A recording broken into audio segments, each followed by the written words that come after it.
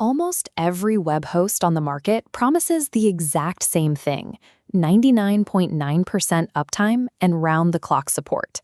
When every provider flashes the identical badge on their product page, those numbers become useless as a way to compare your options. You end up choosing based on price, assuming the reliability is all the same. But the actual reliability of a host and what happens when your site goes down is completely disconnected from that homepage marketing. The real rules are buried in obscure legal texts. Buying server space based solely on a marketing badge means you are purchasing a psychological expectation, not a legally binding contract. To find the actual terms of your hosting agreement, you have to look at the three-document problem. The gap between marketing and reality is spread across three entirely separate pages that most buyers never read. First, the product page badge. This sets an expectation, but isn't enforceable. Second, the terms of service. This secretly defines what counts as an outage and lists provider exclusions. Third, the service level agreement. This enforceable layer dictates credit tiers and strict claim deadlines. Splitting the terms across these three documents allows a host to claim perfect reliability publicly, while legally owing you absolutely nothing when your site crashes. The true cost and reliability of a host can only be verified by auditing the SLA and testing the support yourself. That process takes exactly 10 minutes.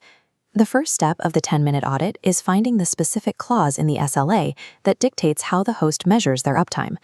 This diagram shows the HTTP network connectivity loophole. The host's monitoring agent pings the network, and the server returns a successful connection signal. But at the exact same time, your website is throwing a blank screen and a 503 error.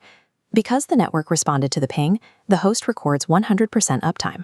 Your site is completely incapable of processing checkouts, but officially, you never had an outage. You have to search the SLA to confirm if they use application-level monitoring. That ensures real-world site functionality is what actually gets measured and recorded. Next, find the exclusion list. This section dictates that anything caused by your configuration, upstream network faults, or scheduled maintenance is legally erased from the downtime record. If the SLA measures uptime purely by network pings rather than application function, a 99.9% guarantee is completely useless during a database crash. Even if an outage is officially recorded, getting compensated depends entirely on the financial mechanics of the contract, the credit schedule, and the claim window. This calendar illustrates the danger of agreeing to a narrow business day claim window. A server drops offline on a Friday. You notice it and file the claim the following Tuesday. Because the clock started at the moment of the outage and only counts business days, you have already missed the window. The host legally keeps the money they owe you. You also need to look out for a second availability clock. If you buy a dedicated server, hardware replacements and network uptime often carry entirely different conflicting deadlines and submission channels. A host can advertise a massive payout percentage for downtime, but if the claim deadline is deliberately designed to make you miss it, that percentage is worthless. That covers the contract. Now we pivot to the unwritten half of the hosting agreement, proving their 24/7 technical support claims before you make a purchase. Run a pre-sales timing test. Send a highly specific technical question well after midnight in the provider's time zone. Do not ask about pricing because that routes to automated sales bots. Time exactly how long it takes to get a substantive answer. When they answer, ask the critical diagnostic question.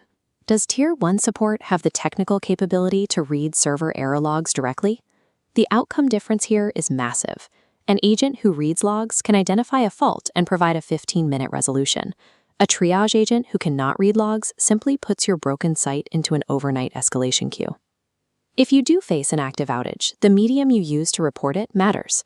A formal support ticket is vastly superior to live chat. Chat transcripts frequently vanish the second you close the window. Support tickets create the persistent, time-stamped caper trail required to force a credit payout later. Running that midnight test prevents you from being trapped with a host that treats downtime as a message-taking exercise instead of an actual emergency. This chart is the hosting capability matrix. We can map the effort of this 10-minute audit directly to your specific business risk and technical tolerance.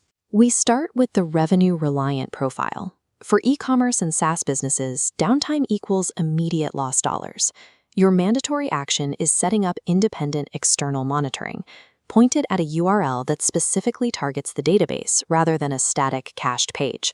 This setup bypasses the host's biased status page and ensures you hold the real stopwatch when failures happen. Next are multi-site managers, specifically agencies and web developers handling client portfolios. Your mandatory action is standardizing a strict ticket-first reporting workflow for all client outages. Trying to reconstruct an outage timeline for 20 clients from scattered chat histories is a losing battle. A strict ticket protocol saves your agency from absorbing financial SLA losses on behalf of your clients. Your business model dictates your SLA requirements.